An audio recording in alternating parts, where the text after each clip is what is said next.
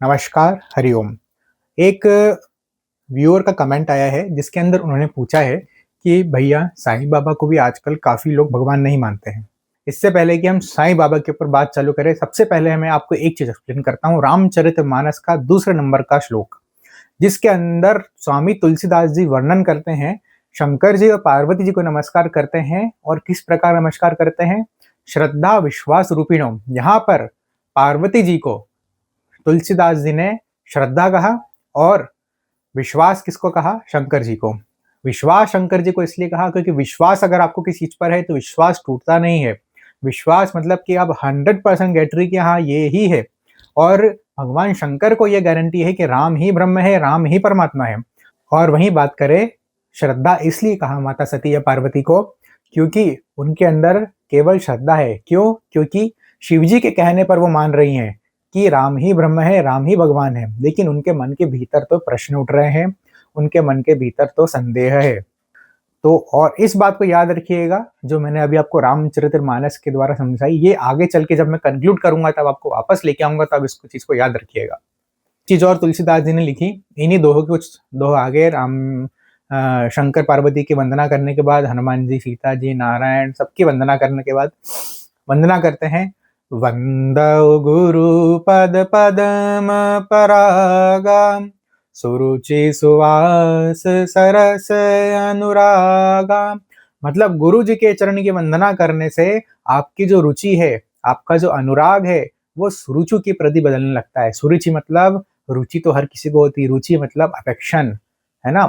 आदत किसी की, हर किसी की होती है कि मुझे ये पसंद है, वो पसंद है, लेकिन आपकी जो आदत है वो अच्छी चीजों में लगने लगी। अब साईं बाबा की बात करें, साईं बाबा कौन है? तो साईं बाबा जो है, इनका जन्म कैसे हुआ किसी को नहीं पता। ये महाराष्ट्र में कहाँ पर जन्म हुआ वो भी किसी को नहीं पता। ये सबसे पहली बार अगर किसी के देखने में आए थे तो 13 से 16 वर्ष की बीच की आयु थी इनकी, और नीम के पेड़ के नीचे समाधि की अवस्था में मिले थे। साईं बाबा जो है अवधूत संप्रदाय के संत हैं, और साईं बाबा ने हमेशा अपने भाई बताया है किसको? गजानन महाराज, शेगांव के गजानन महाराज को अपने भाई कहते थे। जिस दिन गजानन महाराज शेगांव के की डेथ हुई, तब वो बहुत फूट फूट के रोए। उस दिन पूरा दिन वो रोए और कहते रहे कि मेरा भाई चला गया, मेरी आत्मा का आधा टुकड़ा चला गया, मेरा प्राण चला गया, मैं आधा रह गया, मेरा शरीर आधा हो गया। तो वो उनको अपना भाई कहते थे। इसके अलावा किसी से उनका कोई ऐसा संबंध उनके द्वारा ऐसा पता नहीं चला। अब साईं बाबा के कई चमत्कार हैं। जिस प्रकार तुलसीदास जी को अनुभव हुआ कि हर जगह उनको राम दिखने लगे, तो चौपाई लिखते हैं, सिया राम मैं सब जग जानी, करहूं प्रणाम जोरे जुग पाणी। तब यहाँ पर क्या हुआ? तुलसीदास जी को हर जगह सिया राम दिखने लगे। तब भगवान परीक्षा लेने के लिए बैल के रूप में आते हैं, लेकिन वो पहचान नहीं पाते और सींग मार देते हैं और गिर पड़ते हैं। फिर भगवान से बोलते हैं ऐसा क्यों कहा? फिर हनुमान जी बताते, तुम्ही ने तो कहा था कि तुम्हें हर जगह सिया राम जी दिख रहे हैं, तो बैल आया तो उन्होंने सिया राम समझ के नमस्कार क्यों नहीं करा? इसी प्रकार एक ऐसी घटना मैं आपको साईं बाबा की बताता हूँ। एक भक्त ने उनसे कहा साईं बाबा से कि बाबा अब मुझे हर जगह आप ही आप दिखाई देते हो। तब परीक्षा लेने के लिए कुत्ते के रूप में उसके पास गए, और कुत्ता देख के उसने डंडा मार के भगा दिया। वो बाबा के पास आया, तब बाबा ने कहा कि वो कुत्ते के रूप में आया था मैं, और तूने डंडा मार के भगा दिया, और पीछे घूम के पीठ दिखाई तो पीठ पे डंडे का घाव था। फिर बाबा ने उसको कहा चल ठीक है, मैं कल फिर आऊंगा तेरे पास। तब भिखारी बन के आए। वो कुत्ते का इंतजार करता रहा कि कुत्ता आएगा, लेकिन भिखारी बन के आए। फिर उसने डंडा मार के भगा दिया। फिर वो गया, फिर वापस से बात बताई। तो ये चीज कौन कर सकता है? ऐसी चीज कौन कर सकता है? अभी महामारी कोरोना की आई थी, उस समय भी एक महामारी आई थी प्लेग की। बाबा ने पहले से ही सुरक्षा घेरा शिरडी के आसपास अपने भक्तों से कह देते ये फेंक दो, और जहां जहां उन्होंने वो फेंका वहां कोई बीमारी नहीं आई। ऐसा कौन कर सकता है? पहले से भविष्य में जो होने वाली घटना है पहले से जांच लेना और तुरंत उसकी बात बताना कि ऐसा ही ऐसा है। उनके भक्त आज भी हैं और अनुभव होते हैं। अब ये तो कहानी में घुसे तो बहुत चीजें बढ़ती जाएंगी। अब मैं आपको सीधे लेके आता हूँ, ये कंट्रोवर्सी कैसे स्टार्ट हुई? ऐसा क्या कारण हुआ कि जहां पर 7, 8, 9, 10 करोड़ तक साईं बाबा के भक्त बढ़ रहे थे, वो कुछ समय के बाद 7 या 8 करोड़ के आसपास ही रह गए। तो 10 से 15% की जो गिरावट आई है साईं भक्तों में, वो क्यों आई है? तो कंट्रोवर्सी स्टार्ट होती है शंकराचार्य पदवी पर स्थापित जो पहले थे, जिनका नाम है स्वामी स्वरूपानंद सरस्वती। उनके कुछ कंट्रोवर्शियल स्टेटमेंट आपको बताता हूं मैं। तो उपासना कांड में एक सूत्र है कि असत, अचेतन और अयोग्य की उपासना नहीं हो सकती। यदि होती है तो या तो उसका उल्टा फल होगा या उसका कोई फल नहीं होगा। तो ये इस कसौटी में हम जब ये साईं की मूर्ति की पूजा को देखते हैं तो हमको लगता है कि ये उपास्य नहीं हो सकता, क्योंकि ये असत है। असत इसलिए है कि उसकी मृत्यु हो चुकी है, जबकि राम कृष्ण की हम लोग ना तो जन्म मानते हैं ना मृत्यु मानते हैं, वो आज भी हैं, लेकिन साईं बाबा आज नहीं है, असत हैं। दूसरी बात ये है कि अब अचेतन की पूजा नहीं करते।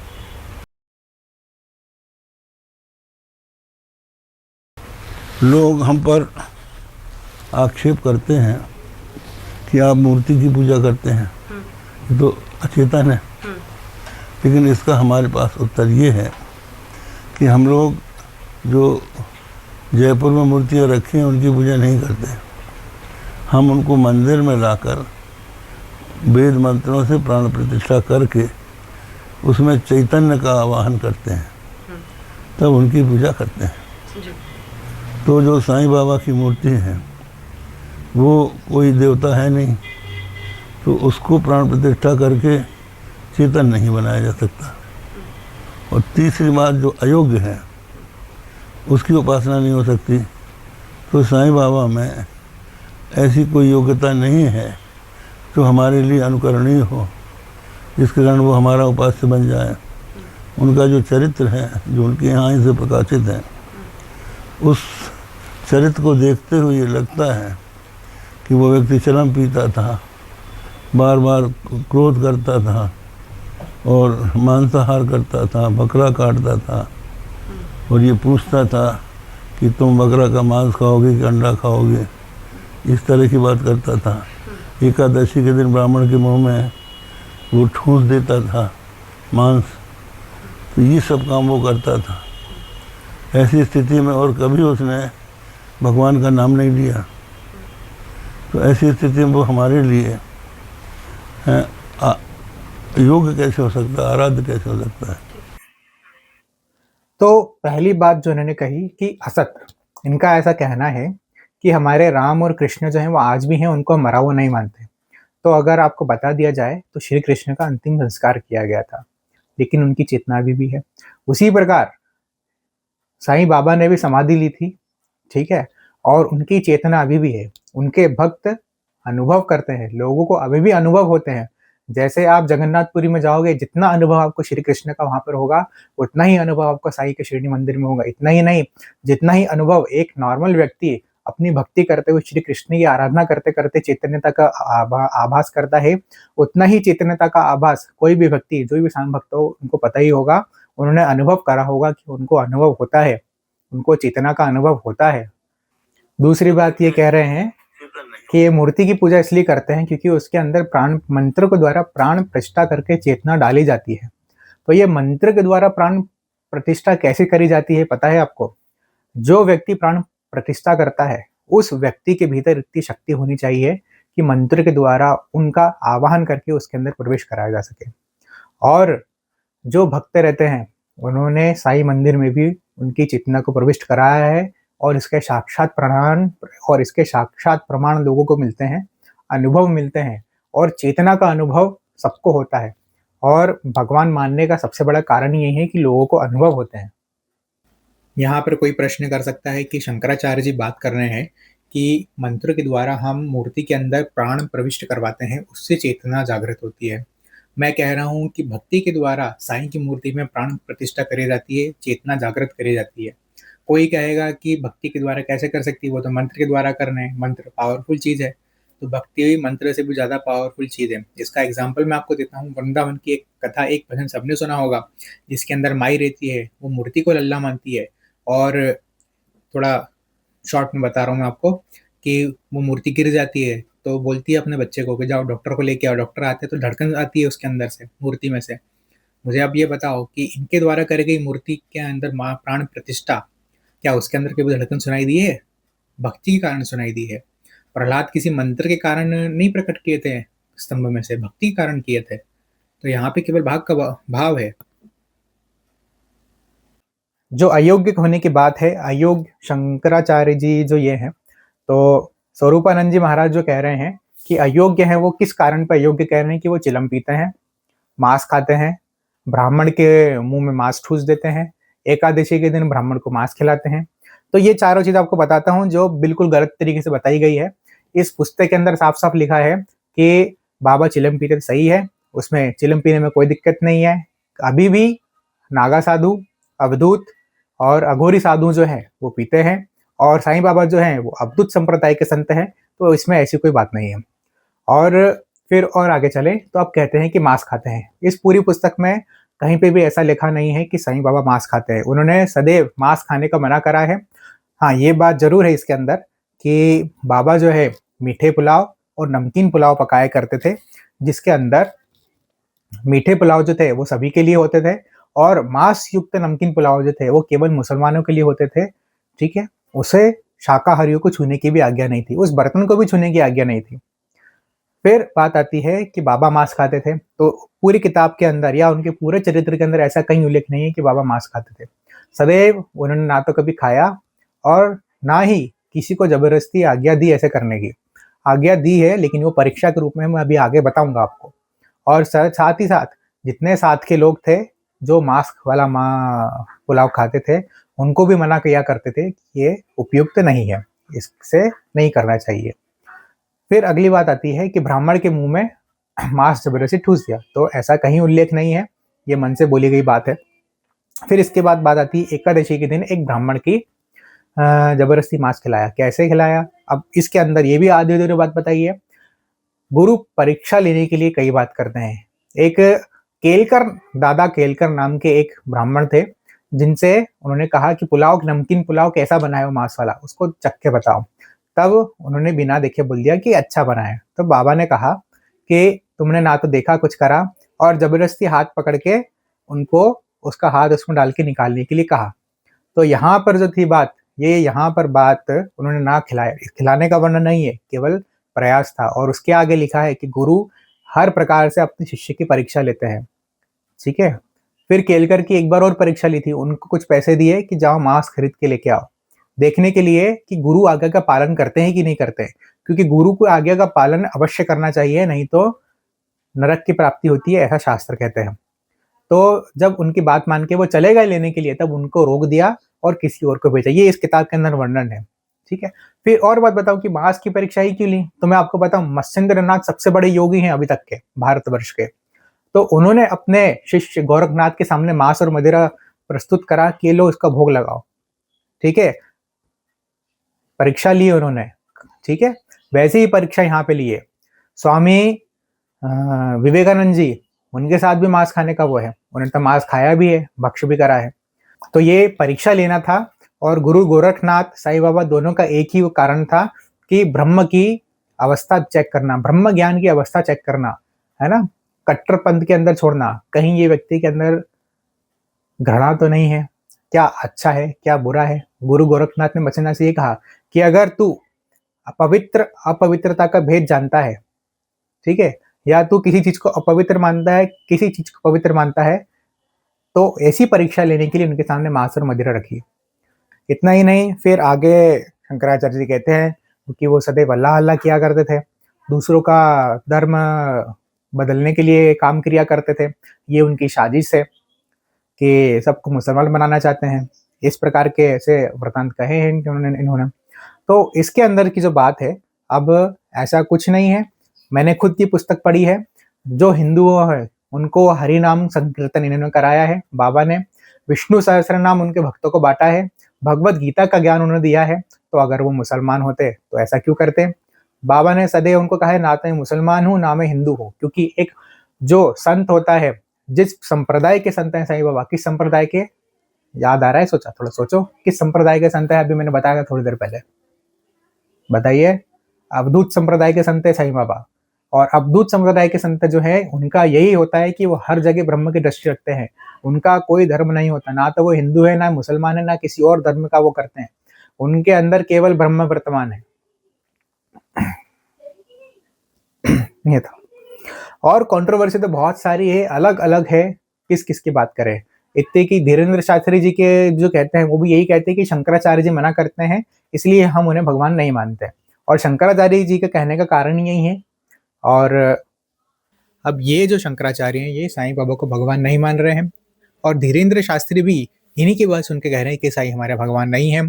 वहीं दूसरे शंकराचार्य, हम्पी पीठ के शंकराचार्य, वो जाकर पूजन कर रहे हैं, आरती कर रहे हैं साईं बाबा की, उनको भगवान कहते हैं। तो ये इससे क्या समझ में आता है कि मतलब एक शंकराचार्य विद्रोह कर रहे हैं, एक शंकराचार्य उनको मान रहे हैं। तो ये सीधे सीधे अनुभव की दृष्टि है, जिनको अनुभव हुआ। इतना ही नहीं, मैंने कई वैष्णव भक्तों से पूछा, क्या तुम साईं बाबा के मंदिर गए? उन्होंने कहा हम गए हैं। क्या तुम जगन्नाथपुरी गए हो? बोले हम गए हैं। क्या वृंदावन गए हो? बोले गए हैं। फिर मैंने पूछा, क्या तुमको वही अनुभव होता है जो जगन्नाथपुरी में होता है और साईं मंदिर में होता है? क्या दोनों समान है? तो उनका क्या कहना है कि हमें समान रूप से चेतना का अनुभव होता है, हमें फील होता है, हमारे रोंगटे खड़े होते हैं, गूज बम्स आते हैं। दोनों जगह समानता क्या होता है। कई लोग ऐसे हैं जिन्होंने साक्षात दर्शन करे हैं साईं बाबा के। अभी आज के जमाने में लोगों को सपने में दर्शन होते हैं, आके रास्ता बताते हैं, जब उनके भक्त परेशान होते हैं, संकटों से बचाते हैं। इतने ही है। सीधी सी बात है, जो भगवान को नहीं मानता नास्तिक है, उसके लिए राम भी भगवान नहीं है, कृष्ण भी भगवान नहीं है। जिसके पास कोई भगवान का अनुभव नहीं है, अगर कोई व्यक्ति राम के मंदिर गया और उसके पास कोई अनुभव नहीं हुआ, उसको चेतना फील नहीं हुई, किसी भी प्रकार से उसको कुछ फील नहीं हुआ कि यहाँ पर कुछ है, तो वो नहीं मानेगा। लेकिन अगर कोई व्यक्ति वहां गया और उसको फील होता है कि हाँ यहाँ कुछ है, कुछ ना कुछ तो है, तो उसके मन में आस्था उत्पन्न होती है। तो भगवान जो है वो तर्क वितर्क का या ज्ञान या बुद्धि से सोचने का वो नहीं है। भगवान किसी भी रूप में आ सकते हैं। श्री कृष्ण कहते हैं मैं हर जगह हर समय हूँ। और इतना ही नहीं, जो शंकराचार्य जी जो हैं, आदि शंकराचार्य जी ने मठों की स्थापना करी, फिर उनको शंकराचार्य की पदवी देते देते आगे बढ़ाना स्टार्ट करा। तो आदि शंकराचार्य जी जो, उनका मत क्या था कि सबके भीतर ब्रह्मा है, सबके भीतर ब्रह्मा है, फिर सबका मालिक एक है। उसके ऊपर भी शंकराचार्य जी सवाल उठाते हैं, क्या कहते हैं सबका मालिक एक ही क्यों कहते थे, कौन है ये मालिक? तो ये तो आदि शंकराचार्य जी की बात का ही उल्लंघन कर रहे हैं शंकराचार्य जी। आदि शंकराचार्य जी कहते हैं कि सब में ब्रह्म है, सब एक ही है। और ये बाबा भी एक ही कर रहे हैं, सही बाबा, कि सबका मालिक एक है। दोनों में अंतर क्या हुआ? भेदभाव कौन कर रहा है यहाँ पे? फिर एक और सेंटेंस आता है स्वरूपानंद स्वामी जी का, पीछे दिखाऊंगा अभी मैं आपको। उसमें कहते हैं कि जो पैसा राम मंदिर में जाना चाहिए वो भक्त साईं मंदिर में डोनेट कर रहे हैं। तो यहाँ तो मुझे कुछ ऐसी कंट्रोवर्सी लगती है। ये सारी चीजें कहने का मंदिर कुछ पैसे से भी रिलेशन हो सकता है। अभी खाटू श्याम जी बहुत पॉपुलर चल रहे हैं। खाटू श्याम जी जो है उनकी संपत्ति 230 करोड़ के पार चली गई है। हो सकता है कि अभी के शंकराचार्य थोड़े समय बाद उनको भी भगवान मानने से मना कर दे, क्योंकि उनको भी शास्त्र में भगवान की उपाधि नहीं दी गई है। उनको तो भगवान श्री कृष्ण का वरदान था कि जो तुम्हारे पास आएगा उनकी इच्छाएं पूरी होगी और तुम मेरे नाम से जाने जाओगे। तो वो तो आदि करता नहीं है सृष्टि के। और गुरु गीता में भगवान शंकर कहते हैं कि 106 और 107 नंबर का श्लोक आप पढ़िए, उसमें आपको मिलेगा। फिर और भी कई गुरु गीता में कई ऐसे श्लोक हैं कि गुरु जो है साक्षात सच्चिदानंद परब्रह्म है, और यही किताब के अंदर लिखा है। इस पे भी आपत्ति है कि उनको ही परब्रह्म कहा, सच्चिदानंद स्वरूप कहा। तो अगर सच्चिदानंद स्वरूप उनको दिख रहा है, उनके गुरु को दिख रहा है, तो उसमें क्या दिक्कत है? गुरु ब्रह्मा गुरु विष्णु गुरुदेव महेश्वरा गुरु साक्षात परब्रह्मा तस्मै श्री गुरुवे नमः। तो उनको भगवान क्यों नहीं मानते? आदि शंकराचार्य की एक मूर्ति खुद बना के मंदिर में पूजा करते हैं शंकराचार्य। वो भी तो मनुष्य थे, उनकी भी मृत्यु हुई थी, लेकिन उनके ज्ञान उनके कर्म का कारण उनको साक्षात शंकर कहा गया। उनके पास तो आयु भी नहीं थी, उनके गुरु ने उनको अपनी आयु में से दान दिया, संतों ने अपनी आयु में से उनको दान दिया, तब जाके वो आगे जीवित पर। तो शंकर अगर साक्षात शंकर है तो उनकी आयु के पीछे इतना उनको क्यों परेशान होना पड़ा? लेकिन फिर भी शंकर मानते हैं उनको, सबकी आस्था है उनके प्रति। तो वैसे ही जब आदि शंकराचार्य जी के समय में, जब हर समय हर जगह सब लोग भगवान को मानने से इनकार करने लगे, बौद्ध धर्म को अपनाने लगे कि आत्मा ही नहीं है, कोई भगवान नहीं है, तब आदि शंकराचार्य जी का जन्म हुआ। क्योंकि क्या कहा है भगवान कृष्ण ने कि जब जब धर्म की हानि होती है तब तब मैं आता हूँ, रास्ता दिखाता हूँ। आदि शंकराचार्य जी आए, सबको सिखाया कि ऐसा ऐसा है। अब फिर सबका मालिक एक है, साईं बाबा ने सिखाया। और आज भी जो है इस्कॉन में जाओ तो वहां पर अगर तुम जयकारा लगाओ श्री राम जी का तो लोग चिढ़ जाते हैं, राम और कृष्ण में भेदभाव करते हैं। ये क्या चीज है? सबका मालिक एक है। जब इस्कॉन वाले राम और कृष्ण के अंदर भेद कर रहे हैं तो आगे की तो बात ही और है। अलग अलग पुराण है, देवी पुराण, विष्णु पुराण, शिव पुराण, ब्रह्म पुराण, गणेश पुराण। इन सब पुराण के अंदर जो पुराण जिस देवी देवता का है उस पुराण के अनुसार उससे ही उत्पत्ति हुई है ब्रह्म की। तो ये फिर भी सारे ब्रह्म एक ही हैं, कोई अलग अलग ब्रह्म नहीं है, एक ही हैं। बस जिसने देखा, जिसको अनुभव हुआ, उसके अनुभव अलग हैं। या तो फिर ये ग्रंथ झूठे हैं जो एक दूसरे के प्रति ही काटते रहते हैं, ये ब्रह्म है वो ब्रह्म है। तो जिसका अनुभव होता है, अगर आपको साईं बाबा के भीतर अनुभव होता है कि वो ब्रह्म है, वो भगवान है, तो आप साईं राम का जप करिए, आपको कोई दिक्कत नहीं है। और रामचरितमानस में साईं बाबा साक्षात गुरु हैं, और गुरु का अपमान करना बहुत बड़ी गलती होती है। अगर आपने उनके दर पर गए हो, गुरु माना है, उनके साथ गए हो, तो भगवान साक्षात भगवान शंकर की आपको बात बता रहा हूं मैं।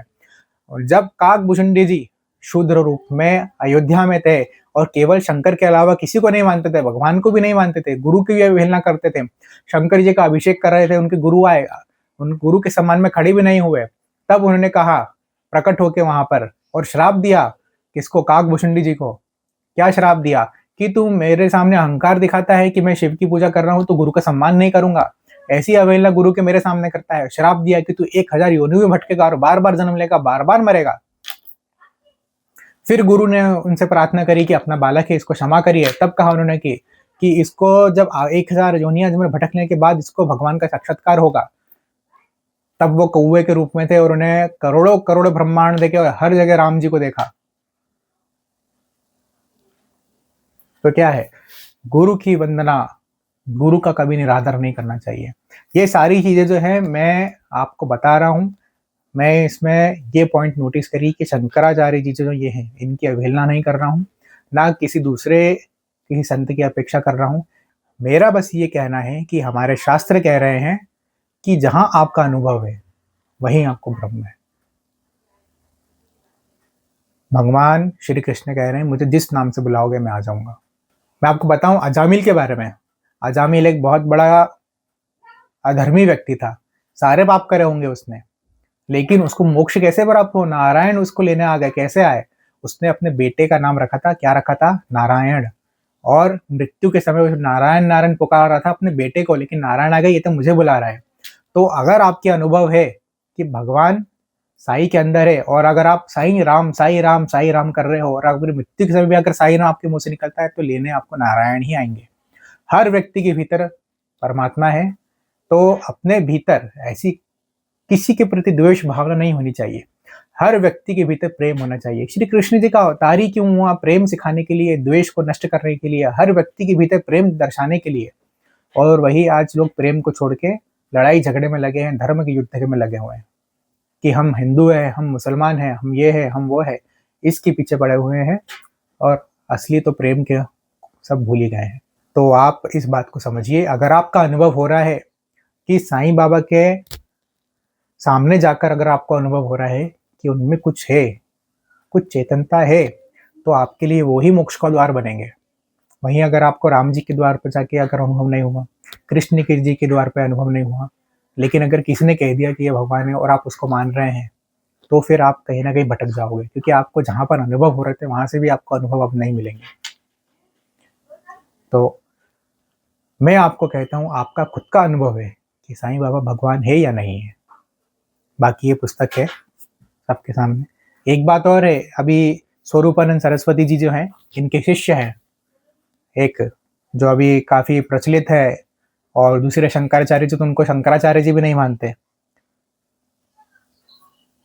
वो उनके आपस की लड़ाई वो जाने, लेकिन उनका ऐसा बयान था कि गंगा जल के स्नान को मना कर दिया साईं बाबा ने।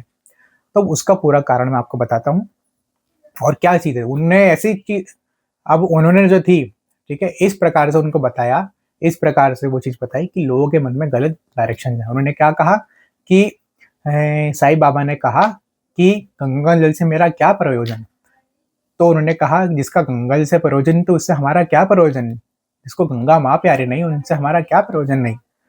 तो यहाँ पर मेधा नाम का एक व्यक्ति है, वो शंकर का भक्त है। पहले बाबा का नहीं मानता था, वो शिरडी में रहा, बाबा से नहीं माना, वो शंकर जी के दर्शन करता था, फिर चले गया त्र्यंबकेश्वर, कई साल वहां रहा, फिर वापस शिरडी आया। फिर शिरडी में आने के बाद भी वो भगवान शंकर का अभिषेक करता था, उनको नमस्कार करता था, फिर साईं बाबा से मिलने जाता था। फिर एक बार उस मंदिर के दरवाजे तो बंद थे, ठीक है, तो सीधे साईं बाबा के पास चले गया। तो साईं बाबा ने कहा कि दरवाजे पहले खुल गए, पहले जाओ और उनको नमस्कार करके आ। ठीक है, फिर धीरे धीरे चल के उनको साईं बाबा के अंदर ही साक्षात शंकर दिखने लगे मेधा को। तब उन्होंने कहा कि भगवान शंकर जो है गंगा जल से बहुत प्रसन्न होते हैं, तो मैं साईं बाबा को स्नान कराता हूँ गंगा जल से। तो गंगा जल लेके आया, बाबा को बनाया। बाबा ने कई बार मना करा, ठीक है, लेकिन उन्होंने कहा कि मेरा इससे क्या प्रयोजन, ये सारी झंझटों से मुझे दूर रखो। झंझटों से क्यों? क्योंकि उनका सीधा सा कहना था कि नहाने से, ठीक है, शरीर साफ हो सकता है, मन साफ नहीं होता। ठीक है, और इतना ही नहीं, यह बात कई दूसरे संत भी कहते हैं। ठीक है, स्वामी समर्थ रामदास भी कहते हैं, ठीक है, महर्षि रमन भी कहते हैं, यही बात कबीरदास ने भी लिखी है। ठीक है, अब आगे जो है, फिर भी बार बार जिद करने पर भक्त के, उन्होंने कहा ठीक है नहलाओ। ठीक है, फिर नहलाया, गंगा जल से नहलाया मेधा ने बाबा को, और सिर्फ एक बार नहीं, 12 महीने तक नहलाया। ठीक है, और उसी से उसका मोक्ष हो गया। खैर चलो, जो भी बातें हैं, अब बहुत सारी चीजें हैं बताने के लिए, क्या क्या है बताओ।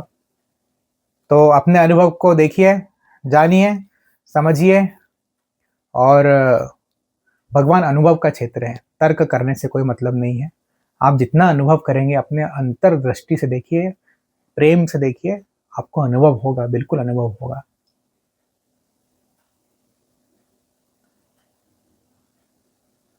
अगर आप राम को मानते हैं तो सब में राम देखिए, कोई दिक्कत नहीं।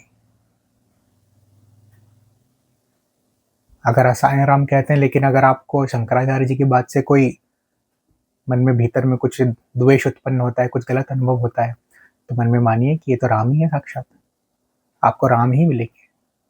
क्योंकि शंकर भगवान कह रहे हैं क्या, बिनु पद चलहि सुनई बिनु काना, कर बिनु कर्म करहि विधि नाना, आनन रहित सकल रस भोगी, बिन वाणी वक्ता बड़ जोगी। तो क्या कह रहे हैं कि भगवान जो है, उनका कोई शरीर नहीं है, बिना वाणी के खाते हैं, बिना वाणी के बोलते हैं, बिना नयन के देखते हैं, बिना मुख के, बिना जिह्वा के, बिना कानों के सारे कार्य होते हैं। लेकिन जब व्यक्ति अपने मन की दृष्टि से कोई चेहरा बनाता है, तो उस चेहरे को बना के उनके सामने प्रकट हो जाते हैं। तो अगर आप साहिब के रूप में ही राम को देख रहे हैं, तो राम ही मिलेंगे आपको, निसंदेह मिलेंगे। और है ही, क्योंकि आदि हैं राम, राम परब्रह्म है, सर्वव्यापक है, हर जगह है। आप किसी को भी पूजो, आपकी पूजा राम को ही जानी है, किसी को भी पूजो, क्योंकि ब्रह्म एक ही है, अकेला है, और कोई ब्रह्म नहीं है। आप उनके नाम अलग अलग ले सकते हो, लेकिन आपको जाना वही है, और कोई नहीं है। चलिए, आज का वीडियो काफी लंबा हो गया, बात को थोड़ा समझ जाइए। चलो, जय श्री राम, हर हर महादेव।